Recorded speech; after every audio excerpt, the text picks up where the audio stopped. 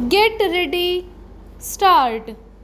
अध्यक्ष जी विकास को गति देने के उद्देश्य से उदार अर्थनीति की घोषणा के परिणाम स्वरूप अगला वित्तीय वर्ष प्रगति की दृष्टि से बहुत ही अच्छा वर्ष होने जा रहा है। 1986 से 87 सातवीं योजना का दूसरा वर्ष होगा, जो नीतियों के कार्यान्वयन की दृष्टि से महत्वपूर्ण बताया जा रहा है। विशेषज्ञों तथा उद्योगों की राय है कि नई नीतियों का लाभ अगले वर्ष पूंजी निवेश के विस्तार तथा उत्पादन और निर्यात में वृद्धि के रूप में परिलक्षित होना चाहिए।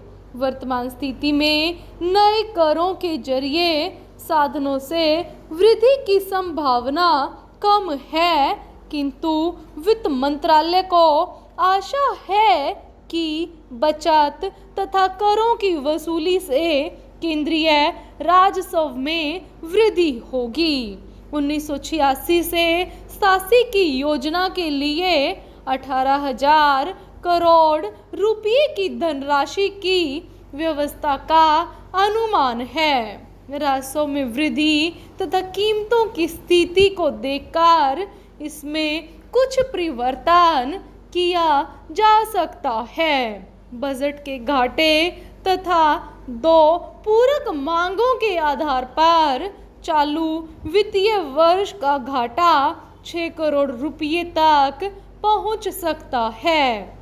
वित्त मंत्रालय का अनुमान है कि करों की वसूली में वृद्धि से इसमें कुछ कमी की जा सकेगी। चालू राजस्व के आधार पर 1986 से 87 में बजट का घाटा कुल राष्ट्रीय उत्पादन का 0.2% से अधिक होने का अनुमान है। इस समय अर्थव्यवस्था का मूल आधार कृषि उत्पादन है। यदि 1986 से 87 में औद्योगिक उत्पादन और निर्यात में वृद्धि नहीं हुई तो आर्थिक समस्याएं काफी जटिल बन सकती हैं। चालू वित्तीय वर्ष में विदेश व्यापार का घाटा 600 करोड़ रुपये से अधिक होने जा रहा है। कंपनियों को करों में राहत तथा प्रोत्साहन उत्पादन और निर्यात में तेजी से वृद्धि के लिए दिए गए हैं। विशेषज्ञों का अनुमान है कि नीतियों का फल मिलने में समय लग सकता है। दूसरी ओर उत्पादन और निर्यात में अपेक्षित वृद्धि नहीं हुई तो विकास के लिए वित्तीय साधनों में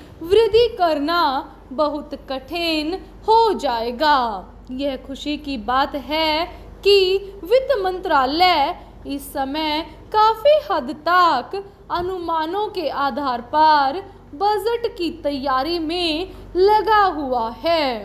वर्तमान अनुमानों के अनुसार 1985 से 86 में 5 वर्ष की दर से आर्थिक प्रगति का लक्ष्य पूरा होना कठिन दिख रहा है।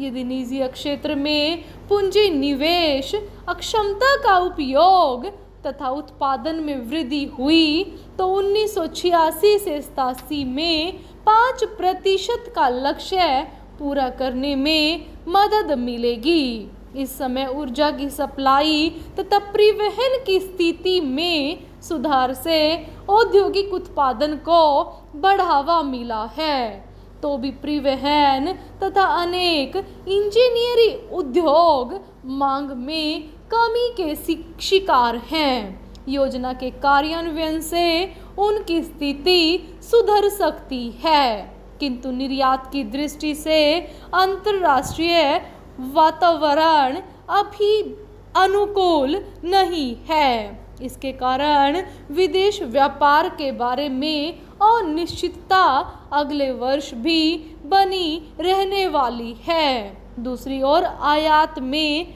भारी वृद्धि हुई है। इस वर्ष तो चीनी का भी आयात करना पड़ा है। इस तरह अगले वर्ष के लिए विकास की दृष्टि से स्पष्ट तौर पर कुछ कहना मुश्किल है।